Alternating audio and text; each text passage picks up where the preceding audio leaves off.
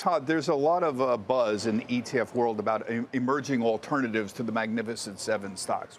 Everybody's looking. The tech sector is what, 30% of the S&P 500 now? Semiconductors are a quarter of the tech sector. So I see people looking at the equal weight RSP. I see inflows there. I see the equal weight tech ETF as well. There's equal weight everything, folks, including sector breakdowns. That got significant inflows. The tech equal weight tech ETF. Are investors getting nervous about how top-heavy tech has become? That seems to be the message when I look at the flows here. But what are your thoughts? Yeah, so investors are getting nervous that too much money is concentrated in a handful of stocks within the broader ETFs that they have available that's tied to the S&P 500 or even NASDAQ 100. So you're right. The Invesco suite of equal weight products, RSP is the equal weight S&P 500, RSPT is the equal weight technology sector. RSPT is the equal weight tech.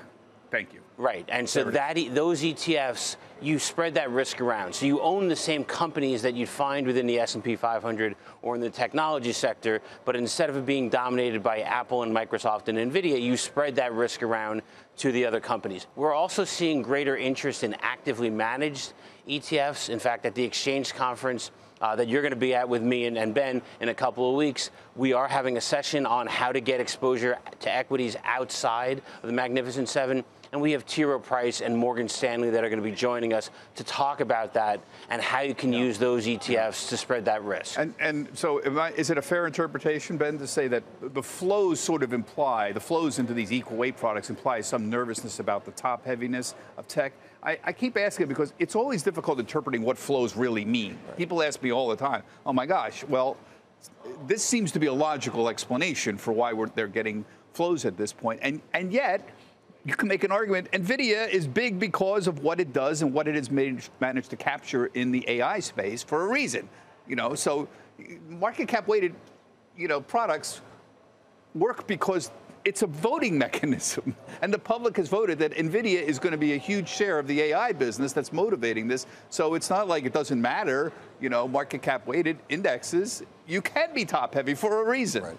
I'm trying to argue both sides here, right? This is what's annoying about this. Look, you could see a little bit of both, right? And I'm going to argue a little bit of both sides as well. When you look at the flows and what we've been seeing this year is certainly there is more money being allocated there. Obviously, there's momentum, and you're seeing, not only the broad-based, S&P 500, et cetera, traditional ETFs get money, but also the tech sector products as well, and certainly semis and those that play that theme are clearly attracting investor attention. But you step back and you see the flows are pretty sluggish, really, to start the year.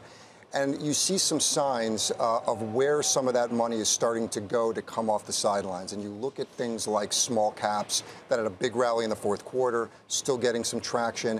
And then you're seeing some sectors that have been less loved, at least less loved last year, like financials, even a little bit of real estate, some industrials that are starting to pick up some money.